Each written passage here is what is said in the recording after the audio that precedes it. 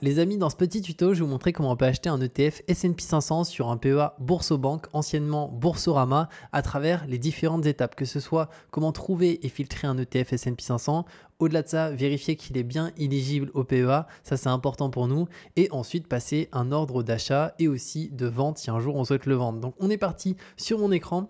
Donc la première étape, ça va être de taper directement sur Google Boursorama, juste ici. Ensuite, on va sur le premier site directement. Et on arrive sur cette page. Alors moi, on peut voir que je suis déjà connecté à mon compte Boursobank. Pour le coup, si vous n'avez pas encore de compte, donc vous n'avez pas de PEA ou même un compte titre, et ben pour le coup, il vous faudra au préalable un compte Boursobank pour pouvoir ouvrir un PEA ou un compte titre. Sinon, c'est pas possible pour le moment d'ouvrir un compte de ce type sans avoir de compte bancaire. Donc je vous mettrai un lien cette vidéo parce qu'actuellement, ils ont une offre qui est juste hyper intéressante qui permet d'avoir jusqu'à 150 € offerts à l'ouverture de son compte bancaire en sachant qu'il y a une version 100% gratuite. Donc n'hésitez pas à en profiter parce que de base, c'est souvent 50 € offerts. Donc là, 150 €. Vous pouvez ensuite par la suite les investir sur votre PEA en ETF S&P 500 si vous le souhaitez. Donc je vous mettrai le lien sous cette vidéo. Et après, une fois que vous avez votre compte bancaire, vous ouvrez votre PEA.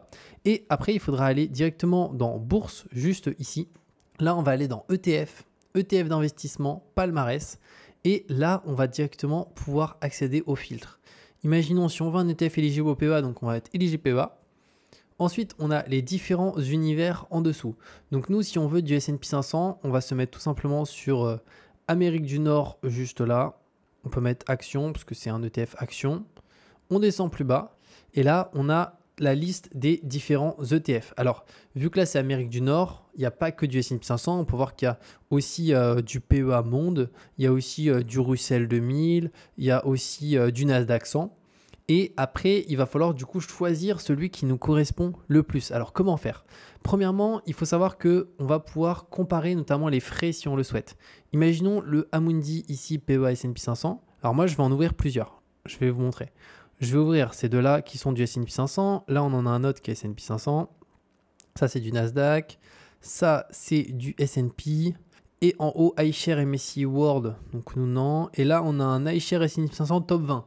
Donc là, pour le coup, non, parce que ça reprend que les 20, ça reprend que 20 actions du S&P 500. Donc nous, on veut un vrai S&P 500. Donc des vrais S&P 500, on peut voir qu'il y a celui-ci, celui-ci, celui-ci et celui-ci. Et non, voilà, il y en a 3, autant pour moi. Et donc, au niveau des... Non, il y en a 4 au total. Donc comment savoir lui qui est le plus intéressant? Je vais vous montrer, moi, comment je procède. Alors pour ça, je vais ouvrir un nouvel onglet. Et en fait, on va récupérer le petit code d'usine ici qu'on va taper sur Google pour voir notamment les frais de l'ETF, l'encours sous gestion. Donc là, je vais mettre ce code directement ici. Et on va avoir directement l'ETF qui est là. Donc on va pouvoir cliquer dessus. On va sur Amundi. Donc là, c'est l'émetteur qui émet cet ETF. J'accepte et on va voir qu'est-ce qu'il nous dit le concernant. Donc celui-ci, il a des frais de 0,12. Donc là, 0,12, c'est très très faible. Un encours de 750 millions proche du milliard. Donc c'est un énorme encours. Il est capitalisant, il ne verse pas de dividende. Donc à mon sens, ça c'est une super bonne chose. Là, on porte depuis le début de l'année, ça baisse parce qu'on a le marché global qui a baissé. Mais nous, à mon terme, à mon sens, on s'en moque si on investit à long terme. Donc ça, c'est le premier. Ok, 0,12. Ensuite, après ce Amundi là, on va avoir un ETF de chez BNP Paribas. Donc là, on va pouvoir faire pareil. Je vais prendre le code usine que je vais copier juste là. Donc là, on a directement Just ETF qui ressort. Donc là, 0,13. Donc on peut voir 0,01% de frais de plus. Par contre, il a un encours plus élevé. Là, on est à 2,6 milliards et il a aussi une date de création plus ancienne, en sachant que en soi, ça reste pour le coup des très gros émetteurs. Là, c'est BNP, de l'autre côté, c'est Amundi, donc il n'y a pas de risque à ce niveau-là. Après, là, on a un autre ETF de chez Amundi qui est hedgé. Alors moi, ça ne m'intéresse pas du tout, les ETF hedgés. Généralement, il y a plus de frais. En fait, c'est hedgé contre le change euro-dollar, etc.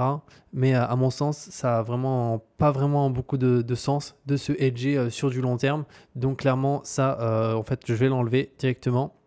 Et on en a un dernier qui est aussi hedgé. Donc voilà, pareil, ça aussi, à mon sens, ça n'a pas de sens. Souvent, les frais sont plus importants. Donc, ok, donc au final, on en a vraiment deux. Donc, on a celui-ci ou celui-ci. Donc, celui-ci, pardon, ou celui-ci. Donc là, ça dépend ce que vous voulez. Les parts, de toute façon, sont à peu près les mêmes. C'est des parts assez faibles. Donc, pour l'exemple, si imaginons, on veut du Amundi PEA S&P 500. Bah là directement il était là et donc on va pouvoir l'acheter directement depuis ici. Alors moi juste pour l'exemple ici, je ne vais pas acheter via mon PEA, je vais acheter via mon compte titre Boursobank que je viens d'ouvrir. Donc je vais vous montrer, mais c'est exactement la même chose. Seul truc c'est que moi je ne vais pas me mettre du coup sur un ETF qui est éligible au PEA. Je vais mettre sur un ETF classique, mais vous allez avoir le même principe, hein. Je vais mettre sur un ETF de chez S&P 500 et vous pouvez voir que ici aussi vous avez des ETF de chez iShares avec marqué 0 €. Alors pourquoi? C'est parce qu'en fait on a Boursobank qui a un partenariat avec iShares qui permet d'avoir 0 € de frais d'ordre à l'achat et à la vente. Donc ça c'est hyper intéressant, mais sur PEA pour le coup, sur le S&P 500, on n'a pas d'ETF S&P 500 de chez iShares, donc avec les 500 entreprises. Par contre, il y a un MSCI World de chez iShares qui est le MSCI World classique. Franchement, il est hyper intéressant parce qu'il a moins de frais que les ETF de chez Amundi comme le CW8. Et au-delà de ça, ce qui est hyper intéressant, c'est que vu que c'est un ETF de chez iShares, il n'y a pas de frais à l'achat à la vente. Donc si vous passez même un ordre de 10 000 €, vous avez 0 € de frais. Vous passez un ordre de 100 €, 0 € de frais. Donc ça, c'est vraiment top. Donc moi ici, je vais prendre un ETF de chez iShares sur compte titre. Donc du coup, il me semble que c'est celui-ci, parce qu'il y a celui-ci, mais on peut le voir DIST, donc distribuant, donc qui verse un dividende. Moi, je veux du capitalisant, donc ACC. Donc je vais prendre celui-ci dans mon cas. Donc là, je peux voir 0. Pourquoi? Parce qu'on peut le voir, en fait, il n'y a pas de commission à l'achat et à la vente. Et là, le carnet d'ordre, on peut voir qu'il ne bouge pas. Pourquoi? C'est pas qu'il n'y a pas de volume, c'est qu'en fait, là, le marché est fermé actuellement. Mais c'est pas grave, je vais pouvoir acheter maintenant et l'ordre sera exécuté dès que le marché ouvre. Donc là, je vais cliquer sur acheter juste ici. Je vais attendre un petit peu. Donc là, je foutrai juste en haut parce qu'il y a mon numéro de compte. Mais il faut savoir que là, si vous cliquez sur la flèche ici, vous pouvez aussi accéder à vos autres comptes. Imaginons que vous avez 2 assurances vie chez Boursobank, plus un PEA, plus 2 comptes titres. Sachez que vous pouvez y accéder depuis ici et choisir avec quelle enveloppe vous souhaitez investir. Donc moi là, pour l'exemple, c'est mon compte titre. Donc par qu'en espèces dessus, j'ai 4 165 €. Et dans mon cas ici, je vais acheter une part. Donc ça fait presque 500 €, donc la part elle est à 495. Et ensuite, on peut soit mettre un ordre limite où on définit un prix auquel on est prêt à acheter. Imaginons, je pourrais dire, si je trouve que c'est trop cher, je pourrais dire, je veux un ordre limite à 490 € et je suis prêt à garder cet ordre limite pendant 4 jours. Donc si au sein des 4 prochains jours, on a l'ETF qui baisse à 490 €, mon ordre va être exécuté. Si jamais ce n'est pas le cas, mon ordre va être annulé. Donc je ne perds pas d'argent ou quoi que ce soit, hein, juste mes 490 € vont revenir dans mon solde espèce juste ici, prêt à être investi dans autre chose. Donc moi ici, je vais passer juste un ordre marché classique. C'est des ETF où il y a énormément de liquidités de toute manière. Par contre, si vous passez vraiment des ordres très très importants de plusieurs milliers, dizaines, voire pour certains peut-être centaines de milliers d'euros, là pour le coup, faites plus des ordres limites. Comme ça, vous êtes exécuté à un prix que vous avez vraiment défini. Mais voilà, sur des très gros ETF comme ça, il y a tellement de volume, etc. que moi, c'est vrai qu'à chaque fois, je me mets au marché. Et voilà, peut-être sur certains ordres, je perds 1 ou 2 centimes. Mais voilà, c'est pas très grave, je passe pas des ordres tous les jours. Donc là, ensuite, je fais valider juste ici. Là, j'attends un petit peu. Alors, on peut voir le marché est actuellement fermé, donc forcément, ça va pas pouvoir s'exécuter. Mais là, on a un récapitulatif. Donc, je peux voir que les frais au passage d'ordre, donc, ils sont gratuits. J'ai pas de frais parce que là, c'est un ETF de chez BlackRock, donc iShares, donc il n'y a pas de frais. Et après, frais tout compris. Donc, c'est quoi les 0,07%? En fait, ce sont les frais de l'ETF. Ici, cet ETF de chez iShares, il a 0,07% de frais par an. Donc, quand on achète pour la première fois une part ou le nombre de parts qu'on souhaite, on paye les frais annuels directement au départ. Et donc là, moi, je vais cliquer sur confirmer.